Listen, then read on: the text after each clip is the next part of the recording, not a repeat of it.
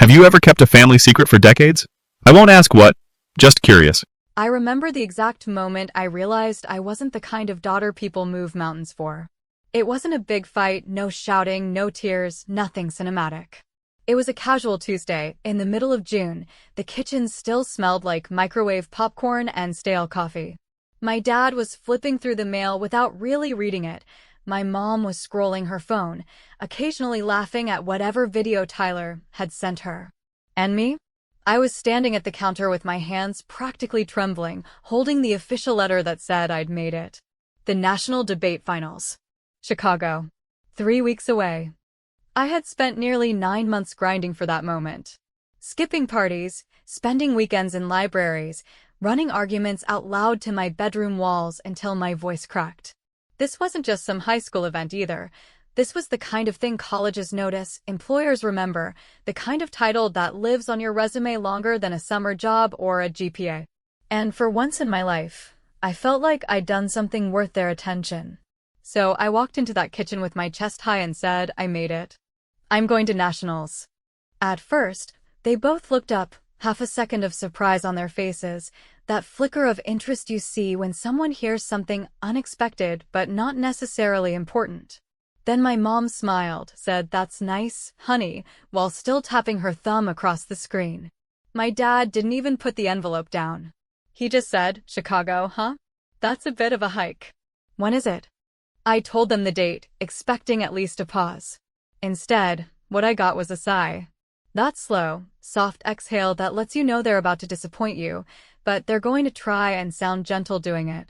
"Oh, that's the same weekend as Tyler's birthday thing," my mom said, looking up finally, eyes narrowing like she was trying to work out some impossible schedule in her head.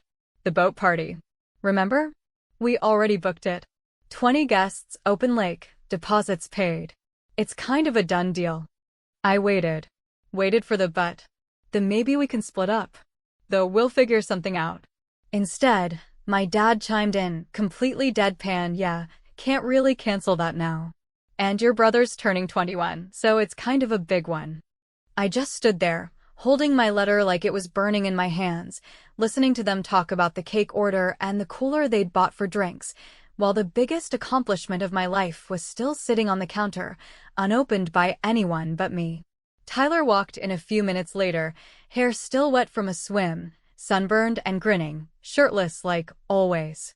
My mom told him, "Your sister's going to nationals," in the same tone she might use if I'd said I'd baked muffins. He gave me a lazy thumbs up and said, "Nice. You're gonna crush it," then turned right back to the fridge. No one asked when I was flying out. No one offered to help with travel. No one even asked what the topic was. I was just background noise in their weekend plans. And you know what? I didn't cry. Not then. I just nodded, smiled, walked back to my room like none of it mattered. But when the door closed behind me, I sat on the edge of my bed, stared at my suitcase, and felt something I wasn't ready to name. Not sadness. Not anger, either. It was more like clarity. A cruel, clean line drawn through my expectations. Like I had finally understood something that had always been true. I'd just refused to see it before. Because this wasn't new, not really. Tyler had always been the son our house revolved around. He was the kid who made people laugh at Christmas dinners, who got picked first even when he didn't try, who brought home trophies for things like football and most spirited, and got a standing ovation for them. When he got caught drinking in 10th grade, my parents called it a phase. When I got A B in calculus, it was, "Why weren't you more focused?" The rules were different for him. The rewards were bigger. And the excuses, they flowed like wine at a family reunion. But this wasn't some minor oversight. This was deliberate. I had achieved something rare, something exceptional, and they couldn't even pretend to be proud. They had other plans. Tyler's plans. That night, I pulled out my laptop, booked a flight to Chicago, and reserved a cheap hotel near the university campus. I didn't ask them to pay for it. I didn't tell them the times. I didn't offer details. And when my mom knocked on my door the next day asking if I wanted her to maybe post about it after the event, I just said, "Don't worry about it. It's not that important." I watched the words land. They didn't sting her the way I'd hoped. I don't even think she noticed I was quoting her back at her. But that's when I knew, if I wanted this to mean something, I'd have to make it mean something for myself. No applause. No flowers. No cheering section in the audience. Just me, my words, and a whole lot of buried disappointment. And I swear, right there in that moment, I decided something. If they couldn't show up for my biggest win, then they sure as hell wouldn't get to share in the spotlight when it came. They'd made their choice. I was about to make mine. The airport felt colder than usual, not in temperature but in tone, in that hollow way a space feels when you're walking through it alone, knowing there should have been something or someone beside you to fill the silence. I didn't tell anyone I was leaving that morning. I didn't wait for a goodbye from my parents, didn't text Tyler, didn't update anyone on the debate schedule. I just took my small suitcase, the one I used for Model UN in junior year, and stepped into the cab before the sun was fully up. The ride to the airport was quiet, except for the driver making small talk about baseball and gas prices, the kind of conversations people have when they're not looking for connection, just sound to break the stillness.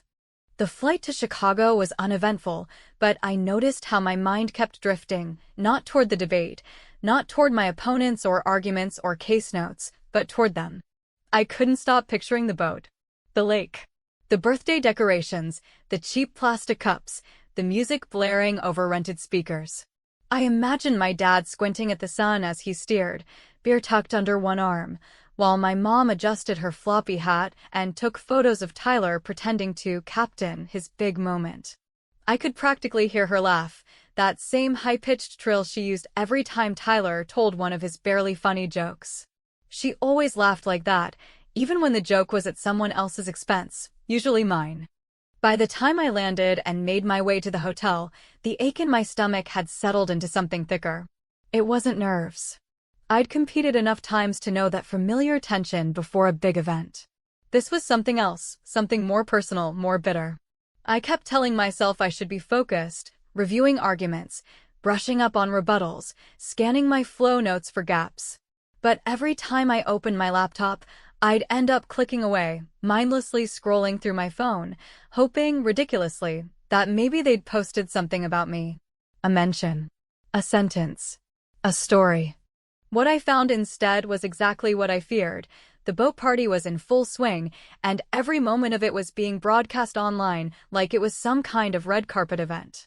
There was Tyler, shirt off, drink in hand, posing with a group of friends I barely recognized anymore. There was my mom, holding a cocktail and wearing a blue sundress she'd bought for her own birthday 2 years ago. The caption under the photo read, "Couldn't be prouder of our favorite guy. 21 looks good on you." There were hearts in the comments, laughing faces, fire emojis, inside jokes that had never included me. I stared at the screen longer than I care to admit, the glow of it making my room feel even darker. It wasn't just that they didn't come, it was that they didn't seem to even notice what they'd missed. It was like my life, my victory, my moment, had never even existed. They didn't even bother pretending to care. Not one text. Not one "good luck." Not even a double tap on the post my coach had shared 2 days earlier, highlighting me as one of the top-seeded competitors. My name was trending in the circuit. My parents didn't seem to notice. I know people will say that not all parents are social media people, that maybe they care in quieter ways, but that excuse doesn't hold water when you're watching them, in real time, post 10 stories in an hour from a boat party that looked like a small wedding. They weren't just busy. They were fully invested in something that wasn't me. And I could have swallowed it, I could have kept it down like I always did, could have told myself I was being dramatic, needy, ungrateful even. But at some point, you stop making excuses for the people who never show up, and you start realizing you've been lowering the bar so long, they stopped noticing it was even there. The morning of the final round, I woke up to my alarm blaring at 6. I stared at the ceiling for a while before moving. My coach had texted a reminder, breakfast at 7, prep room at 8, first round at 9:30. I replied with a simple, "got it," then opened Instagram one more time, not because I wanted to, but because I couldn't stop myself. The party had gone late. Someone had posted a video of Tyler giving a toast, half drunk, slurring something about how he couldn't have asked for a better family.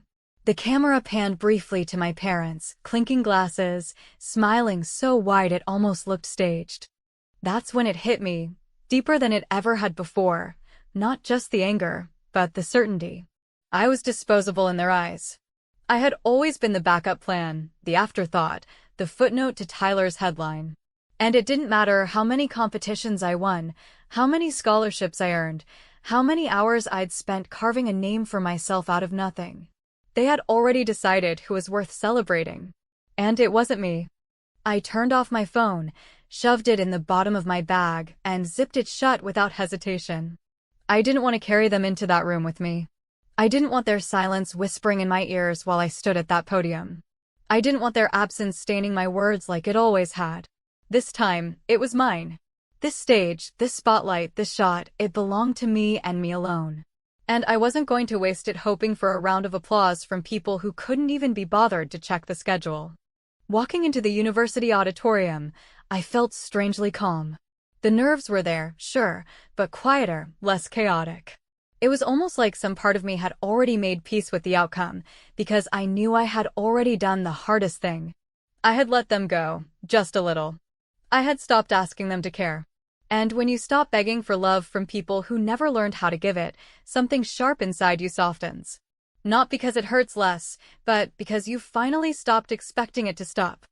As I stepped onto that stage, the lights hot on my skin, the crowd hushed and expectant, I didn't think about the boat, or the lake, or the party still probably going on somewhere in my hometown.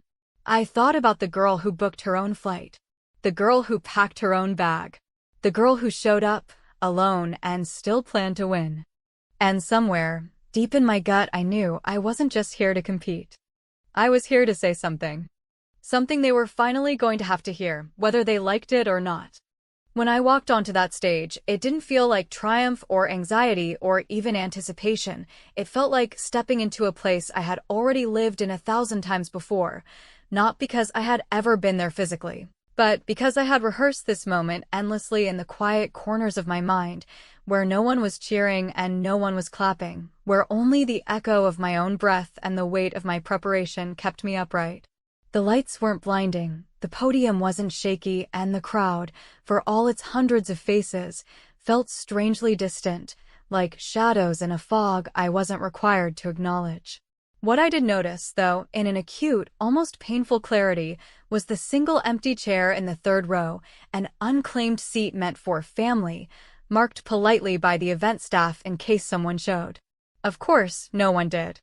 My opponent was already there, sharp-eyed, a well-prepared young man from a private academy with a reputation for producing silver-tongued future senators. He gave me a polite nod as I approached, and I returned it with something close to indifference, not because I thought he wasn't good, but because by that point, I had already decided that this round, this win, wasn't really about him. It wasn't even about the judges or the title or the scholarship offer that came stapled to the victory envelope. It was about saying something out loud, with conviction and purpose, that I had never dared to say before, not to their faces, not even to myself. And once I knew that, I knew I wasn't going to lose. The round began, and the topic, ironically, was the societal value of familial obligation. For a moment, I almost laughed, because if the universe had tried to hand me a more poetic setup for what was coming, I doubt it could have done better. The resolution was simple, the structure familiar, but the way I approached it wasn't the way I'd been trained. I spoke less like a competitor and more like a woman unraveling her truth under the guise of structured argument. I built my case slowly, methodically, weaving in examples and ethical frameworks, sure, but also moments. Personal ones. The kind that felt too specific to be abstract, but general enough to be absorbed by strangers. I talked about responsibility as more than bloodlines. I challenged the assumption that presence is guaranteed by relation. And I asked, with a calm, almost unnerving tone, whether those who share our last names but not our effort, not our belief in us, truly deserve the fruits of our success. My opponent fired back with citations and logic and that polished tone that comes from years of elite coaching and self-confidence nurtured by validation. He did well, brilliantly, even, but I noticed something as he spoke. The room, which had been lively during his opening, had grown still. Not cold, not hostile. Just still. As if something had shifted in the energy between us, and everyone could sense it. When it was my turn for rebuttal, I didn't waste time. I leaned forward, both hands planted on the podium, looked straight into the middle of the crowd, not at anyone in particular, but through them, and said something I hadn't planned, something that wasn't on any note card or speech outline. We don't get to choose our families, but we do get to choose our definitions of loyalty. We get to define, for ourselves, who we show up for and who we expect to show up for us. And then I paused. Just long enough to feel it land. Not just as a point in the debate, but as a sentence spoken out loud into a space that had never been invited to hold this kind of truth. I finished my round without raising my voice, without theatrics. I let the silence in between my words speak for itself. And by the end, I knew. I just knew. The judges announced the decision after what felt like a ceremonial wait, but the moment they called my name, I felt nothing. Not the joy people expect, not the rush of accomplishment. Just a kind of release. Like something had knotted inside me, and the only thing left behind was a sense of inevitability. They handed me the trophy, a sleek, silver thing that looked heavier than it was. People clapped. My coach hugged me with tears in her eyes. The organizers ushered me toward the microphone for a brief winner's statement, a formality, a tradition. And that's when it happened. That's when I took the trophy, stood before the mic, looked out over the sea of strangers, and delivered the line I had been unknowingly preparing for my entire life.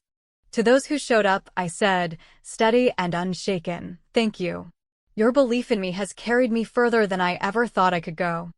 Then I paused, just long enough to see the volunteers in the front row lower their phones, just long enough to feel the entire room lean forward ever so slightly, as if instinctively bracing for whatever came next. And to those who said this moment wasn't that important, it turns out it didn't need you. A murmur rippled across the crowd, not laughter, not applause, just that low collective inhale that happens when someone says something you're not supposed to say in public. Something too honest. Too sharp. Too real. But I didn't flinch. I didn't explain. I didn't soften it with a smile.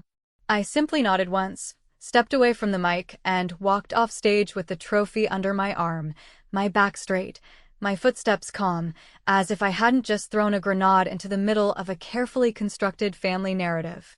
By the time I got backstage, my phone had already started buzzing. The first message was from Tyler. What the hell was that speech about? No punctuation. Just that single line, sitting there like a trap. The second was from my mother. Call us. We need to talk. And the third was from a number I didn't recognize, but the message was short and oddly kind. That was brave. Don't let them take it from you. I didn't reply to any of them. Not yet. Instead, I sat down on the empty bench beside the dressing rooms, placed the trophy gently on the ground beside me, and just stared at it. I had done everything they said I should. Worked hard. Kept my head down. Made them proud, or at least tried to. And in the one moment where I finally chose myself over their comfort, over their curated little image of family harmony, I had told the truth. Publicly. Clearly. Irrevocably. And now, the silence that followed felt more deafening than any applause ever could.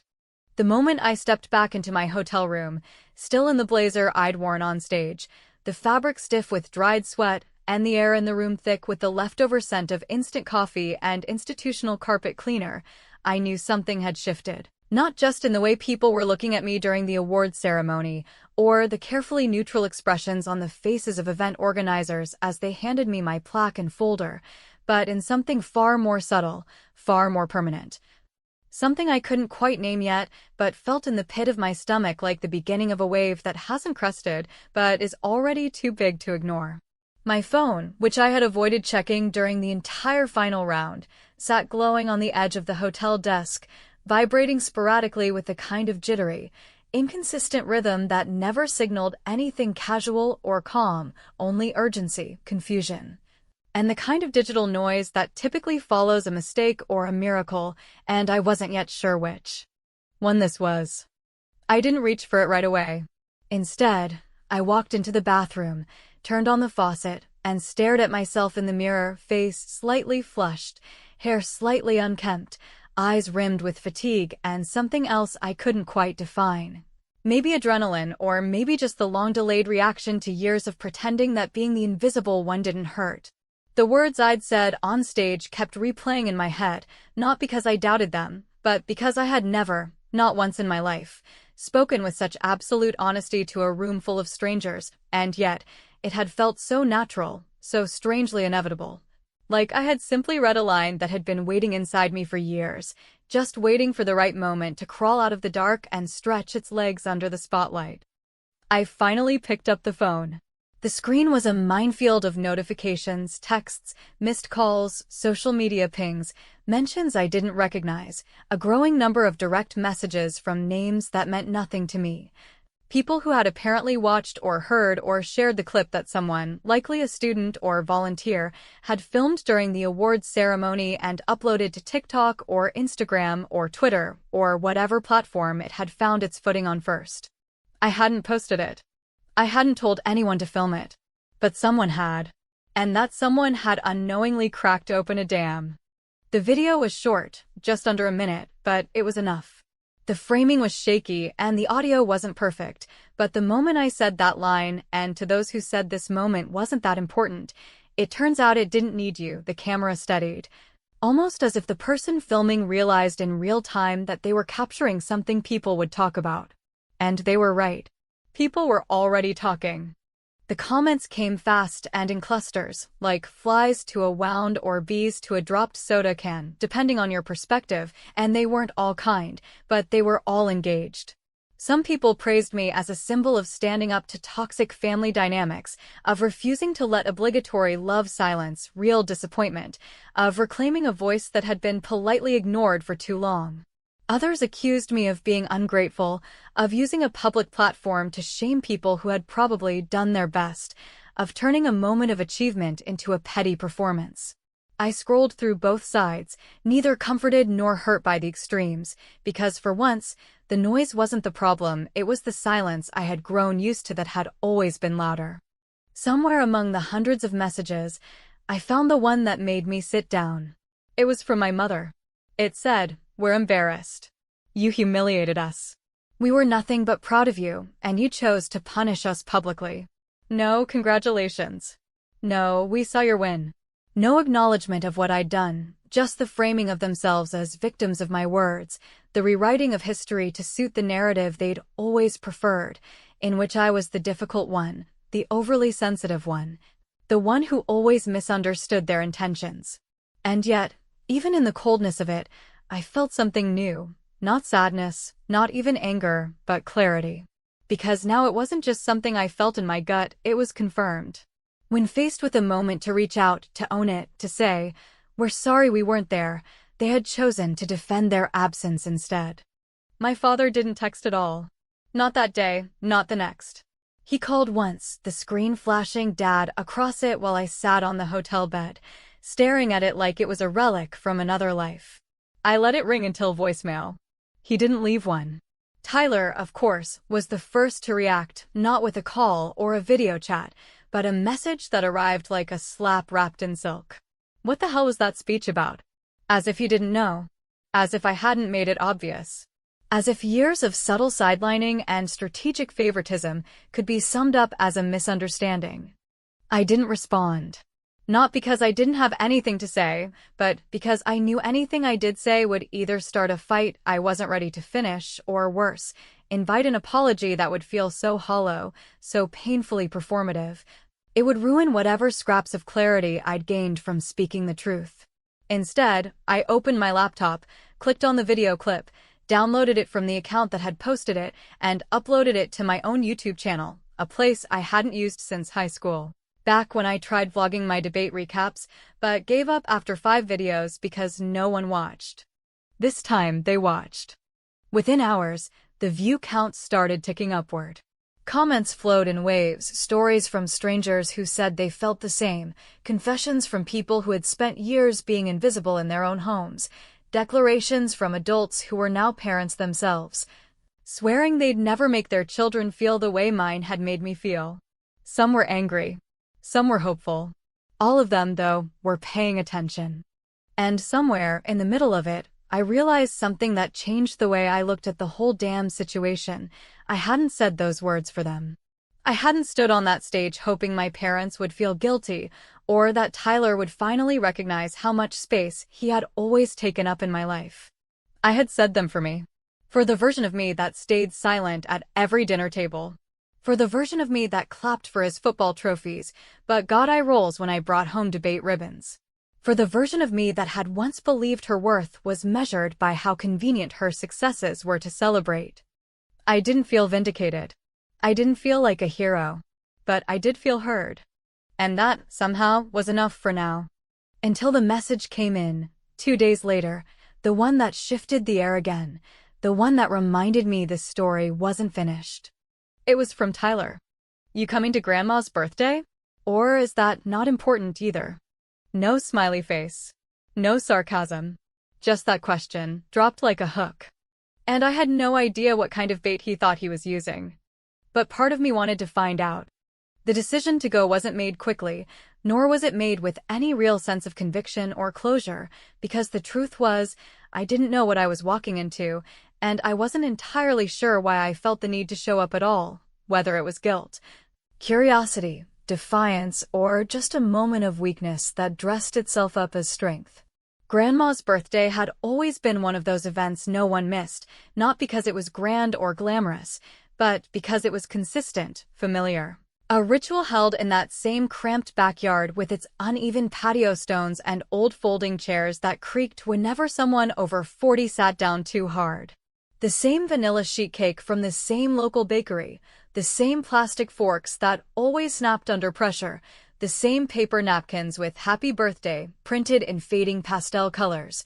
All of it a carousel of repetition that gave the illusion of stability in a family that, underneath the surface, was anything but. I didn't tell anyone I was coming. I didn't respond to Tyler's message. I didn't RSVP. I just got in my car, put on a navy blue dress that I hadn't worn since my college award dinner, and drove the 2 hours home with the radio off, my thoughts louder than any song could have been, filling the cabin with questions I wasn't sure I wanted answered. What would I say if they brought up the video? What would I do if they pretended nothing happened? Was I ready to face them with the same calm, biting clarity I had on that stage, or would I shrink back into the version of myself that spent years trying not to make things awkward? When I pulled up to the house, everything looked the same shutters, same garden gnome by the front steps, same sagging basketball hoop with a bent rim and peeling paint. From the street, you'd never guess anything had changed, and in a way, that was what made it worse. The illusion of normalcy pressed itself against me before I even stepped through the gate, and for a brief second, I considered leaving, driving away, pretending I'd gotten the date wrong. But I didn't. I walked through the side gate, past the rows of folding chairs and cousins and neighbors, through the fog of grilled burgers and citronella candles, and stepped directly into the eye of the storm I'd stirred up without ever meaning to. The first person who saw me was Aunt Rachel, who offered a tight-lipped smile and a half-hug that smelled like too much perfume and hesitation. Then came Uncle James with his trademark shoulder pat and an awkward, "Look who finally made time," which was meant to be a joke, but landed like a brick. My mother was by the drinks table, arranging cans of soda with a precision that looked rehearsed, and when she looked up and saw me, something passed over her face, something brittle and restrained, like a smile that had forgotten how to be sincere. "You came," she said, as if she hadn't watched a million people debate my speech online. As if we hadn't both been publicly stripped of our roles in the family play and left standing there with nothing but raw honesty between us. I nodded, said, "Of course," and walked past her like the daughter she used to pretend I was. I didn't see my father until after dinner, sitting near the back fence with a beer in hand, watching the kids throw a football around like he was detached from the entire affair. He didn't say anything, just gave me a nod, the kind of nod that men use to avoid saying the word sorry or anything remotely emotional, and I nodded back, not because I forgave him, but because I was too tired to open another front in a war I wasn't even sure I wanted to keep fighting. Grandma, for her part, was happy to see me, though her hearing had declined enough that she hadn't heard about the video, or if she had, she didn't mention it. She just pulled me in for a hug, called me smart girl, and asked if I was dating anyone yet. That moment, brief and warm and uncomplicated, was the closest thing to comfort I would find all night. It wasn't until after the cake was served, when the crowd had thinned and the music had settled into background noise, that Tyler finally approached me. He was alone, no posse, no beer in hand, just him and that forced casual stride he used when he was unsure of his footing. He stood next to me near the fence, both of us looking out at the trees as if they were more interesting than the conversation we both knew had to happen. "So," he said, dragging out the word like it was the beginning of a sentence he didn't want to finish, "you really lit the match, huh?" I didn't answer right away. I let the silence stretch, let him feel the weight of his own words without rushing to relieve it. Finally, I said what I needed to say. He laughed, not cruelly, but with that kind of disbelief people have when they realize they weren't paying attention until it was too late. "You really think I asked them not to go?" he said, glancing sideways. "You think that was my idea?" I turned to him then, fully, for the first time in months, and answered as honestly as I could. "No, I don't think you told them to skip it. I think you just assumed they would pick you. And you never thought about what that meant for me, because you never had to." He didn't argue. For once, he didn't deflect. He just nodded slowly and said, "You're not wrong." That silence returned, heavier this time, and then he added, "But I didn't think you'd torch the whole damn family just to make a point." That stung more than I wanted it to, because it was half true. I hadn't meant to burn everything down. But I also hadn't gone out of my way to prevent the fire. We didn't say goodbye. He drifted away, and I stayed by the fence until the backyard cleared out and the folding chairs were half-stacked, and the moon hung low like it was eavesdropping. When I got home that night, the trophy was still on my bookshelf, untouched, slightly dusty, not because it didn't mean something, but because it meant too much, and I wasn't sure how to hold it without holding everything that came with it. I sat down on my bed, pulled out my phone, and opened the video again, not to relive it, but to remind myself that I hadn't imagined it. That I had spoken. That I had, for once, told the truth in a room full of people, even if the only person who truly heard it was me. Later that night, I wrote a final post, not angry, not self-righteous, not defensive. Just real. I said, sometimes, speaking your truth doesn't fix things. It just shows you what was broken. And, sometimes, the most painful part of growing up is realizing that the people who raised you don't always know how to love you in the way you need. But that doesn't mean your voice should stay quiet. And with that, I put the phone down. I don't know what happens next. I don't know if they'll ever understand. I don't know if Tyler meant what he said, or if my parents will ever admit what they didn't do. All I know is that I'm not waiting anymore. Not for them to catch up. Not for them to apologize. Not for them to see me. Because I've already been seen. And for now, that has to be enough.